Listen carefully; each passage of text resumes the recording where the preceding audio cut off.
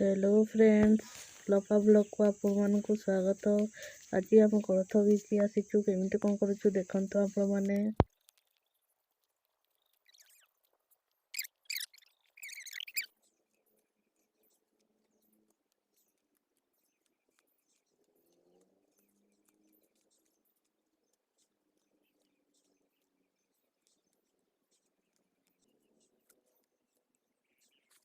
करे कि मुझे नाई आने कि नहीं खाए ना मत भल भोक करे।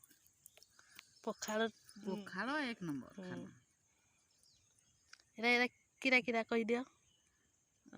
मटन डा साग साग चटुणी नुन झोल आमसेरा एक नंबर जो लंका मरच तो चिटका है कहारे भात सब घिची देवा को पड़ो। खाई सारे एडू किरा करबो। खाई सारे कोथ घिचवा तो घिचवा नहले घर को छु सबुतिक घिची देऊ तापर देखि देखा जाऊ पारबा हले भन नहले भुजी करबा रहबा। हो ठीक अछि। आलू पदारे समस्त कौन कौन करूछंती देखन। किरा करू जगो साग तुलसी की साग कुसुड़ा साग भाजी साग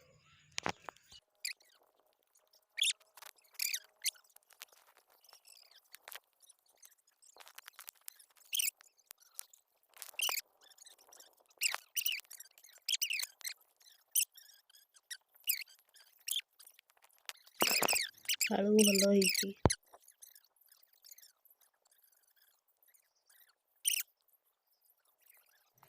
माँ कोलथ घिचा स्टार्ट कर देला।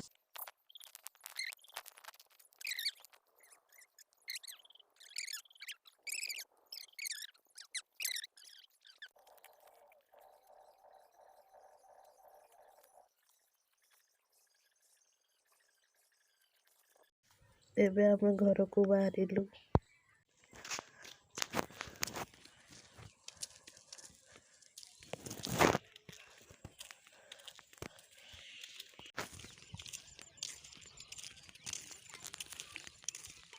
पोखरीटा बढ़िया है गाधीवा पाई।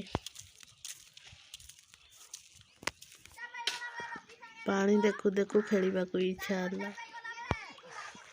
कि मजा लागुची पानी ठंडा ठंडा कुलकुल गाधीगिरी गले मजा लागे। मस्त है सार। एबे घरे पहुंची गलु। जगन्नाथ ठाकुर हरे कृष्ण हरे राम राम गोविंद हरे कृष्ण माया रे पड़ी जगतर नाथ उद्धार हेबा पाई कृष्ण हरि ये बारू आम दुई जन मुझे गाई चोर को आसवा पड़ी नहीं गला तो घुड़ब चोरे चोर आउ यहीटा तुम घर